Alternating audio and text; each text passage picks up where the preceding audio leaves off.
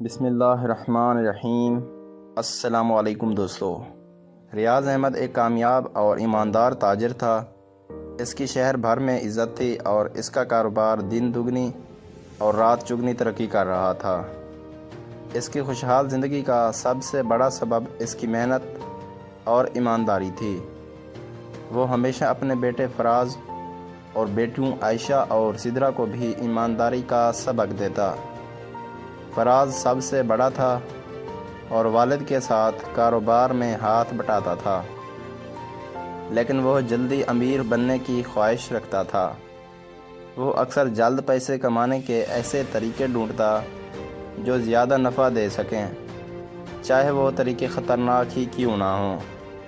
ریاض احمد اکثر اسے سمجھاتے کہ صبر اور محنت کے بغیر حاصل کیا گیا مال زیادہ دیر نہیں ٹھہرتا، لیکن فراز کو اپنے تجربے سے سیکھنے کی جلدی تھی۔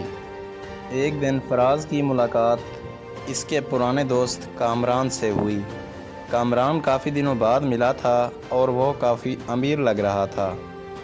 قیمتی لباس، مہنگی گھڑی اور بڑی گاڑی دیکھ کر فراز حیران ہوا اور پوچھا کہ یہ سب کیسے ہوا۔ کامران نے کہا کہ اس کے پاس ایک زبردست کاروباری موقع ہے جس میں تھوڑے پیسوں سے بہت زیادہ منافع حاصل کیا جا سکتا ہے۔ فراز فوراً دلچسپی لینے لگا۔ کامران نے کہا کہ اگر وہ 50 لاکھ روپے اس میں لگائے تو چند مہینوں میں اس کی رقم دگنی ہو جائے گی۔ فراز کو یقین آ گیا، کیونکہ کامران اسے بچپن سے جانتا تھا اور کبھی جھوٹ نہیں بولا تھا۔ فراز نے گھر آ کر سوچا کہ اگر وہ یہ موقع گنوا بیٹھا تو بہت بڑا نقصان ہو جائے گا۔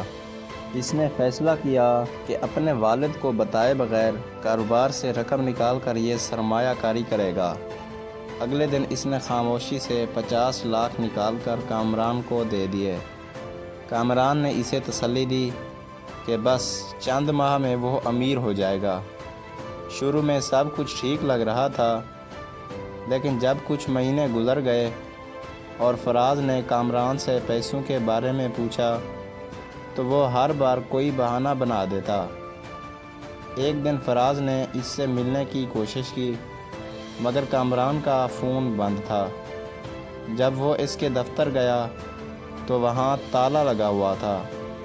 فراز کو سمجھ نہیں آ رہی تھی کہ کیا کرے۔ کچھ دن بعد پتہ چلا کہ کامران شہر چھوڑ چکا ہے اور کئی دوسرے لوگوں سے بھی دھوکہ کر چکا ہے۔ فراز کے ہاتھ پاؤں پھول گئے۔ اس نے والد سے چھپ کر جو قدم اٹھایا تھا اب وہ اس کے لیے ایک بڑا مسئلہ بن چکا تھا۔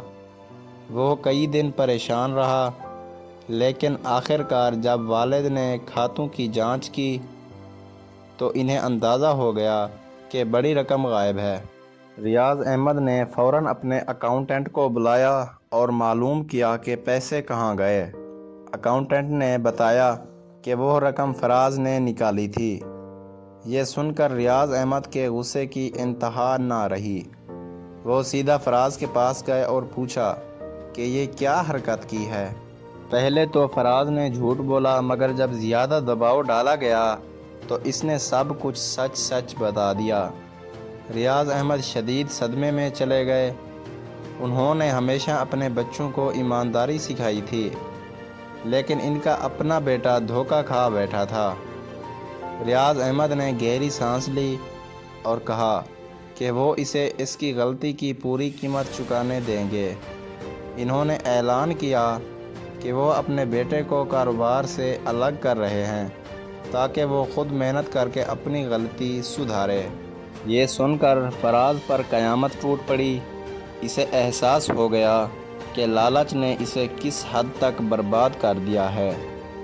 اب اس کے پاس دو راستے تھے، یا تو وہ ہار مان کر زندگی برباد کر لیتا یا پھر اپنی غلطی سے سیکھ کر خود کچھ کرتا۔